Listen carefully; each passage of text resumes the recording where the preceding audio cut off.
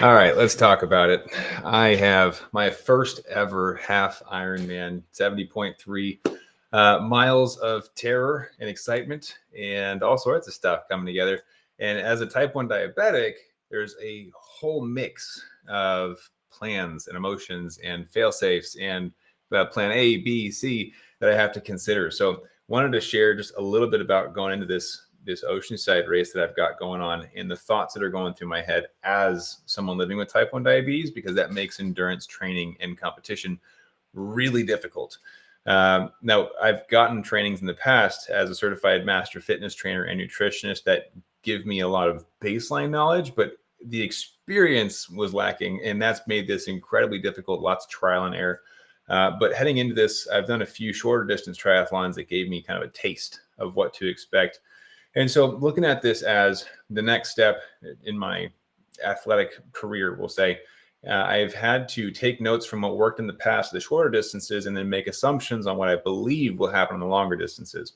One of the recommendations for a non-diabetic athlete, for example, is to consume probably 60 to 90 carbs per hour to fuel, right? And to make sure you're actually getting enough in your body to keep you going. And as a diabetic, I have to take insulin for a lot of that stuff.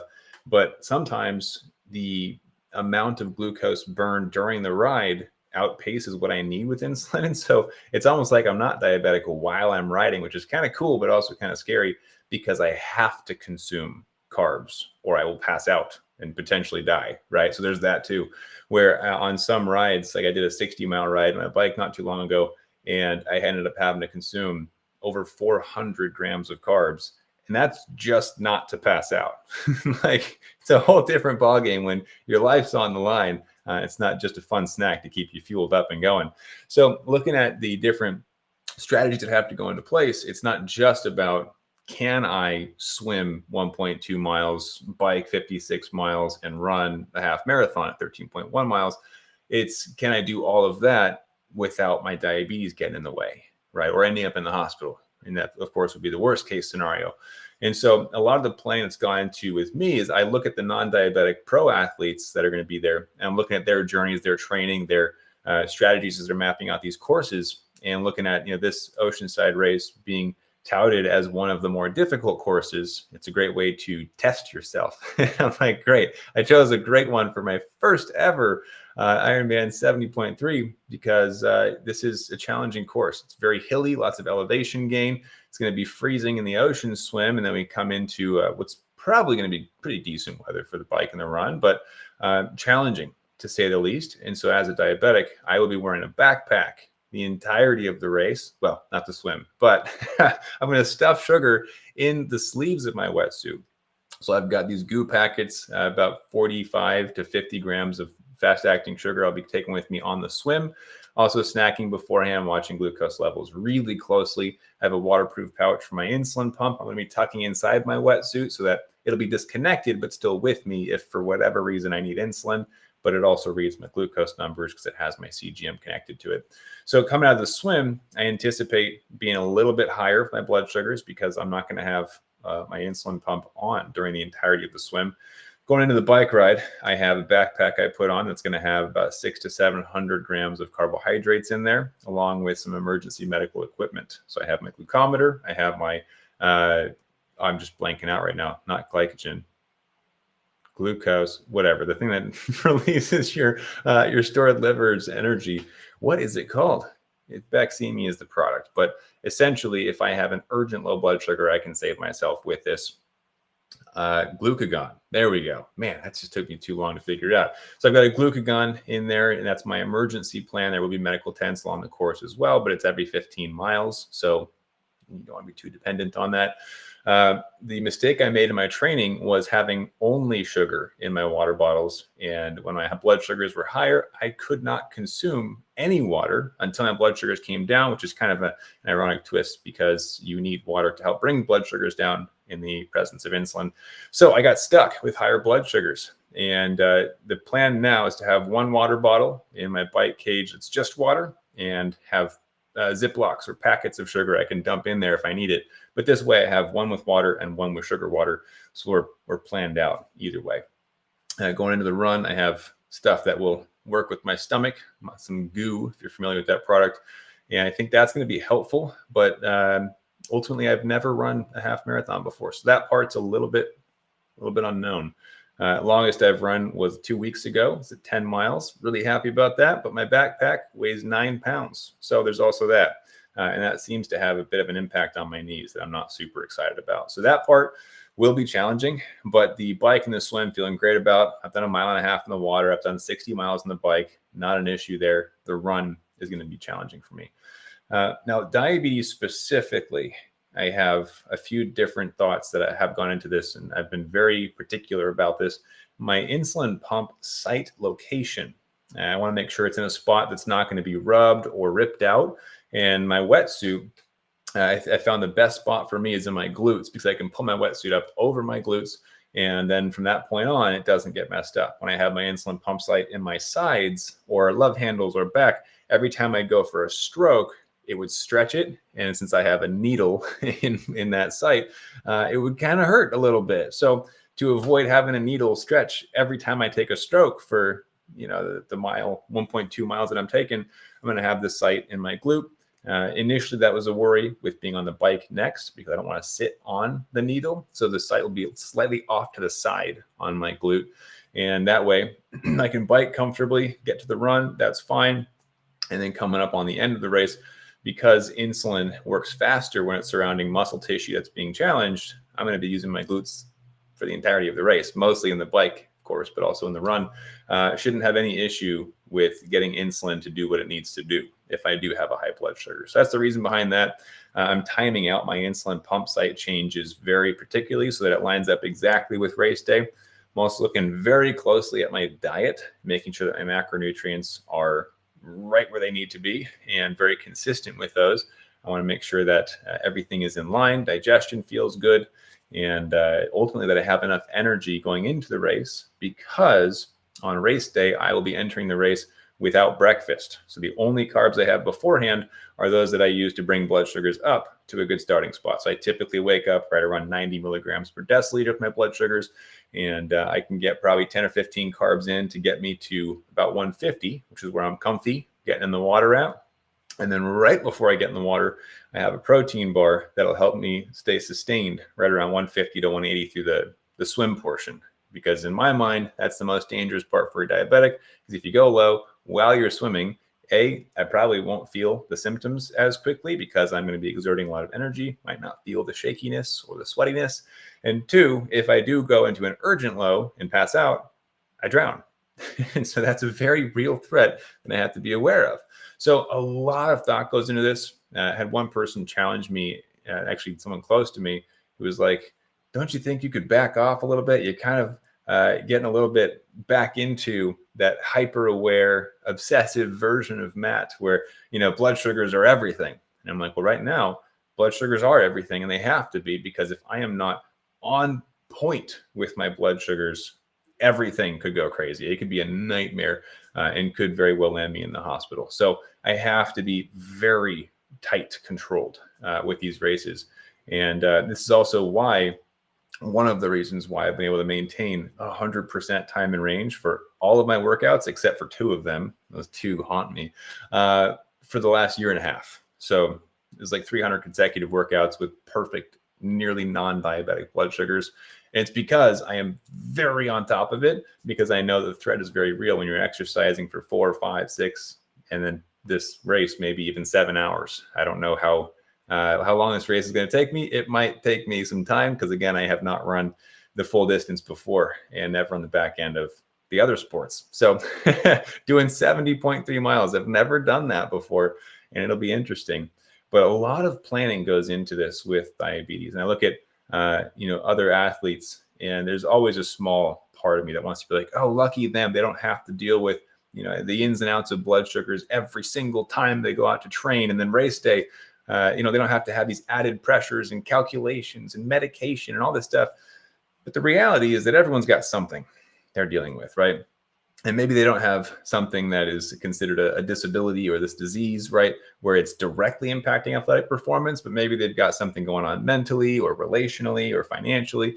Everyone's got something. So I got to remember that. And even if they didn't, this is my challenge that I choose to fight, right?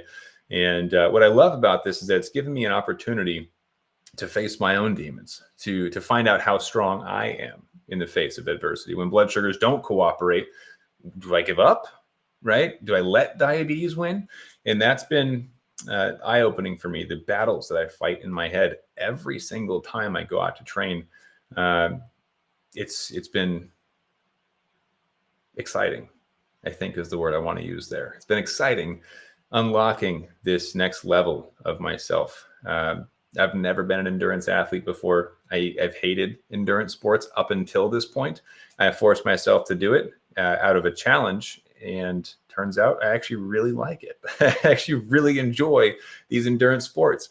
And what's more is that I've gotten a lot of really meaningful and touching emails, DMs, messages, conversations over the phone from a lot of you, a lot of other diabetics who share that this is something that they view as inspirational.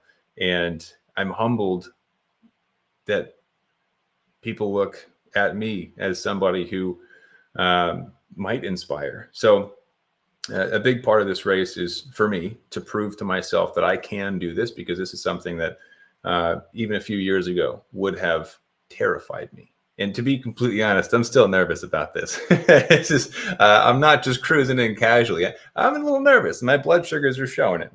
Yeah, they're going back up. I've given an enormous amount of insulin to correct for the stress. And it's very frustrating that stress has such a significant impact on blood sugars. I'm going to have to give another correction after this live.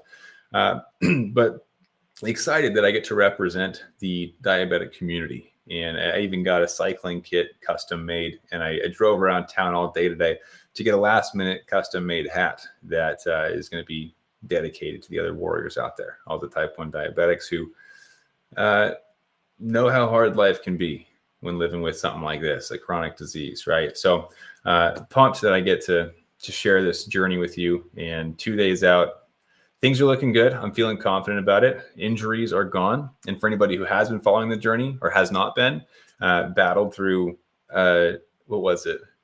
A bone. It wasn't a fracture or a full fracture, but it's like a partial fracture, right? And then we had hip injuries, knee injuries. I also had a stress fracture on my foot recently from overtraining, and a number of other things. So it's been an interesting journey, but honestly, it just gives me more of a chance to overcome. And that's been something that I think has encouraged me, is that the more challenges I encounter, the more I want this thing, both because it's a challenge, I want to overcome it, but I also just want it to be done. I'm so excited for it to be over and to be on the other side of that hump. So looking into this race week, I've got a lot on my mind with diabetes. That's most of my thoughts, honestly. Where should the pump site be? When do I change my pump site? I changed both my CGMs early. You did hear that correctly. I'm wearing 2 CGMs because I want double data. I am taking no risks as far as blood sugars go. Everything is dialed in, the exact snacks. I counted my carbs, my macros, lunch, dinner, breakfast, same foods. I'm not screwing up that. And so that way, at the very least, I know getting to race day, I've done what's necessary as a diabetic, and all that is left is for me to do what is necessary as an athlete. So pumped about that. So you got a comment here. I've just found your YouTube videos. They've helped me so much. Thank you. I'm so happy that you're able to find those. That's really exciting. And that's from Dolce La Vida. Love it. So I just wanted to kind of come in here and share some thoughts with you guys, and encourage you that if you are somebody like me living with diabetes, definitely doesn't have to hold you back. But, big but here, it is difficult to throw yourself into the mix like this, and it requires a lot of awareness. So I've been paying a lot of attention to my blood sugar patterns. I can see a direct impact on my blood sugars from stress. The last day and a half have been messy and required insane amounts of insulin. It's shocking how much insulin I've been taking. And I can't wait for that part to be over. Just practicing my breathing exercises, trying to calm down my nervous system, because I'm sick of this cortisol flooding my body. But this is an exciting journey for me. I know I'll look back on this and be grateful that I did it. But heading into a stressful event, something new, something that is very challenging with diabetes, is always going to be a little bit nerve-wracking, I think. And that's also a part of life that I wouldn't want to be without. I like that I get to be nervous. I like that I get to challenge myself. I don't always like it in the moment, but I know I'll like it later. So who else we got? It will be interesting to see if your blood sugar responds the same with training as it does in the actual race. Yes, excellent thought. Previous races have shown that my blood sugars tend to creep up a little higher. Of course, you've got counter-regulatory hormones. You've got adrenaline just really kicking in. We're doing an ocean swim. I've only done one of those. I've done a few base swims, but ocean swim is a different monster. I choke on water a lot when you're coming up for air. Oh, there's a wave right there, and you take in a lot of water with your breath. It's challenging. It's freezing. There's a lot of other things. So that shock, I anticipate, will also lead me into some higher blood sugars with a stress response. But plan on taking it one event at a time. Tackle the swim, don't drown, don't have blood sugar issues. Tackle the bike, don't fall over, and then tackle the run and call it a day. So I'm sure I'll circle back here with you guys later on this and give you the full race recap on what did the blood sugars do? How did a type 1 diabetic navigate, the three disciplines, and how did it all go? So that's all I got for you guys today. I gotta take some more insulin and walk this one off. It's a rough one. Blood sugars are sticky. They're getting stuck. But maybe I'll find something to relax and take my mind off of it. So that's all I got for you guys today. I'll be sure to update y'all. I'll be wearing this exact logo, but on a cycling kit. So because this race will be televised, there are an enormous amount of pro athletes that are also going to be at this race. It's what do they call it? The season opener of the Ironman 70.3s. So it will be streamed and I think televised. So maybe you'll see me as the pros are lapping me for the third time. Keep an eye out. I'm there to have fun and to prove this to myself that I can do it, and hopefully to a few more of you as well, that while it might not be your event or your sport, that if there is something difficult in life, you can probably overcome it if it's important enough to you. So thanks for hanging out. I'll update you guys next week. I'm pumped. I'm nervous. I'm all sorts of stuff, but it's going to be awesome. And I'll be telling myself, as I tell you guys the whole time, to keep up the fight. So that's all I got for you guys. But have a fantastic rest of your day. Enjoy your week. And if you think of me on Saturday, say a prayer. I'll report back. I'll see you guys.